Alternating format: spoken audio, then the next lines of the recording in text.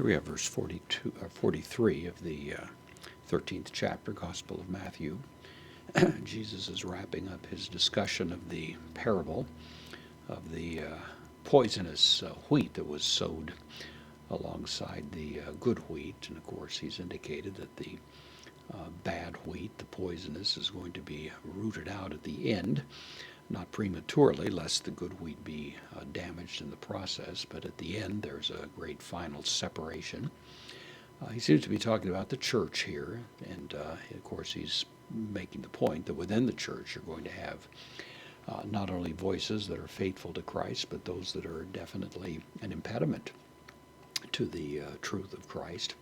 But at the end, this is all made clear, and having pulled out those that are the voices of destruction, he then reaches this rather dramatic conclusion. We have tota, word for then, indeclinable adverb, then, hoi dikaioi, then the righteous, used substantively, an adjective here.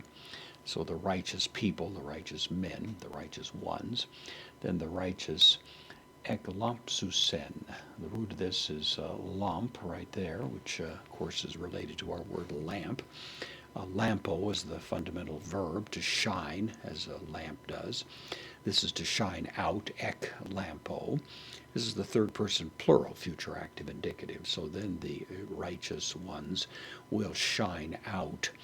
And drawing a rather startling comparison, hos. This is a particle as, ho helios, as the sun. Of course, helio is a word we have as a prefix in English, so as the sun, in te, in with the dative. This is the dative feminine singular, te basileia, in the kingdom. And then to, patros, of the Father, patros in the genitive here, and then auton, of them. They will shine forth as the sun in the kingdom of their Father, and that's a rather dramatic idea that he associates the kingdom now with their Father. This sort of the consummation, you might say, of our salvation prospects, to be in that situation of absolute glory and shining in the kingdom of our Father. Of course, the fatherhood of God through the work of Christ, derivative through him, but nevertheless this term of possession is rather striking. Ho, the article, the ekon, from echo I have, the having, it's a present participle, masculine singular nominative, the having, ota, from us, ear, this is the accusative plural, the having ears, and then the third person singular, present active imperative, let him hear.